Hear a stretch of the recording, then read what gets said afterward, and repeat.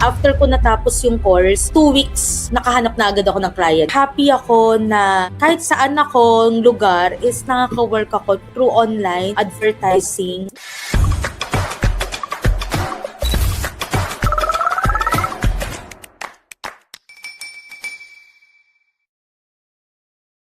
Hi, Kayla! Hello, Coach! I'm back.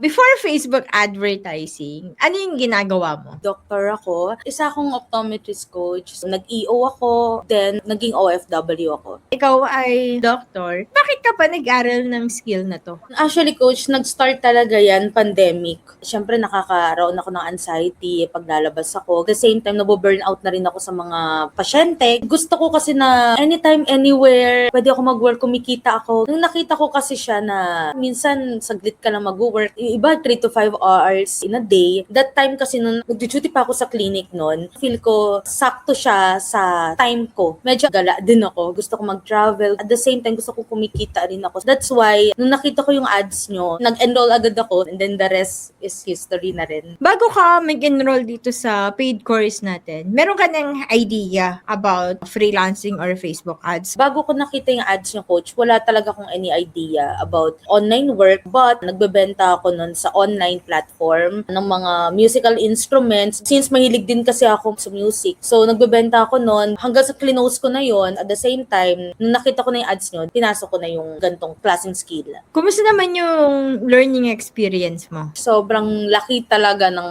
naitulong nung learning experience na to. Yung lahat na natutunan ko sa course, sobrang na-apply ko siya. Hindi lang sa Facebook, kahit even different social media platforms. That time sa akin nun, very new talaga yung online skill. Kasi imagine, nandun ako sa pag-check up ng mata, tapos bigla akong napunta sa ganito. Nakaka-overwhelm talaga siya. Pero ang ginagawa ko kasi, pag na-overwhelm ako, winowatch ko yung mga success stories ng mga students mo. Na-uplift ako, na motivate ako lalo. I'll make sure na everyday, at least 1% natutunan ako sa course niyo. Kumusta naman pagdating dun sa Facebook group natin? Actually, nagpo-post ako ng mga questions doon. Yung mga admin is approachable din. At Sa mga coaching sessions natin, meron ka bang inattendan dito? nagkaroon na ako ng client, then umattend din ako para lang ma-refresh ulit yung learnings ko. Ano sa tingin mo yung best part of the course? When it comes sa strategizing na as a media buyer, at the same time is paghanap ng clients. Naaalala mo pa, sa dinami-rami ng mga clients na hinandle mo, paano mo sila nakita? Mostly talaga is online jobs.ph, tapos LinkedIn din. Minsan yung iba nag-approach na rin sa akin through email since nakita na nila yung character reference ko sa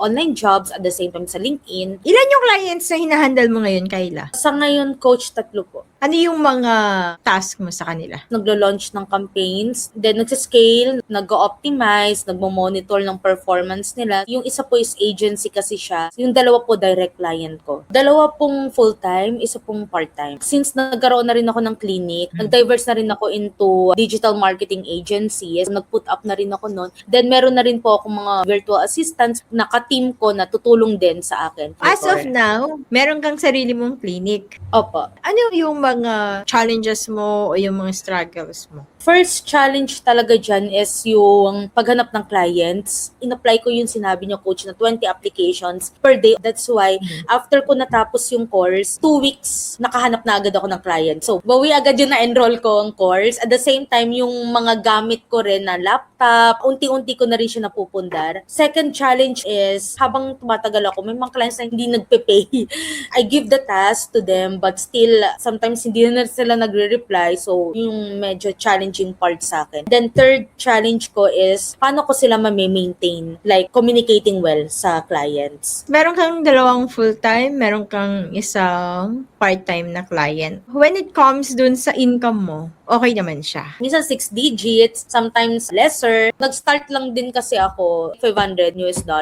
Then usually kung multiple clients, mas okay siya. Ang ginawa ko, Coach, is in-enhance ko talaga yung sarili ko. Nag-upgrade ako ng mga skills na tutunan ko yung different fields sa digital marketing, even the copywriting, SEO, even pag-create ng creative sa AI. Inaral ko na rin yan. Yun yung nagiging edge ko na rin. Nag-outsourcing na rin kasi ako. Nag-start din ako ng ako lang. Nagtatrabaho ako as an optometrist. That time, nagkaroon ako ng 4 clients. Sobrang hirap ma-maintain kasi nakaka-burnout siya. After nyan is mayroon ako naka-encounter na freelancer din siya na why not mag-outsource ka? Try mo para at the same time hindi ka sobrang pagod, nakakatulong ka pa. That's why try na rin po ako mag-outsource. Mag-build unti-unti nung marketing agency ko. Hindi na lang clinic yung na-put up mo, kundi agency na rin. Yes po. Hindi ka ba nahirapan na maghanap sino tong mga pagkakatiwalaan mo na i-outsource mo yung mga accounts na hinahandle? Coach, hindi naman ako nahirapan since family members ko rin yon. Happy rin sila since kinuha ko na rin sila as part nung team ko. At the same time, work from home na rin sila. Minsan sa morning, nag-check up ako sa gabi is media buyer ako.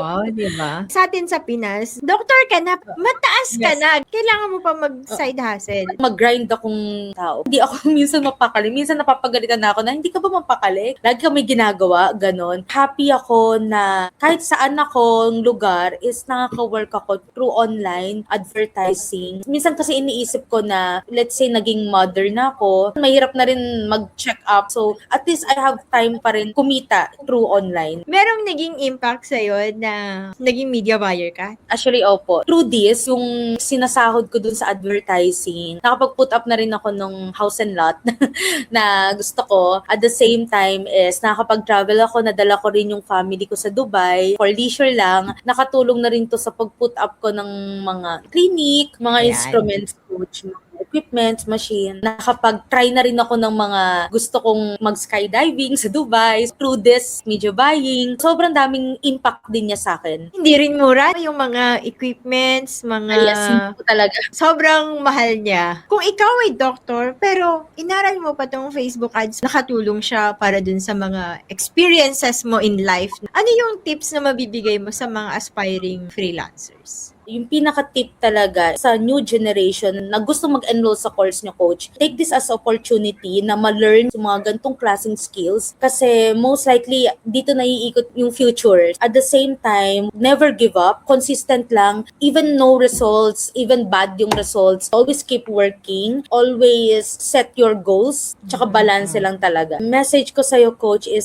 super thank you. Even nag-interview na tayo before, even now, still nagte-thank you pa rin ako. Sa case ko, syempre, nag-check up ako, hindi mo alam yung iba't ibang klase ng tao na may mga sakit din na encounter ko sa medical mission, sa clinic. Sobrang thankful ako kasi at least may skill ako na hindi maaalis sa akin. Even though nasa bahay ako or even nasa ibang lugar ako, kaya ko pa rin mag-earn ng money through different skills. Gusto mo din bang magbago ang takbo ng buhay mo katulad ng mga students ko? Meron akong ginawang media buyer roadmap para sa'yo para malaman mo kung paano ba maging media buyer. I-click mo lang yung link na nasa description below.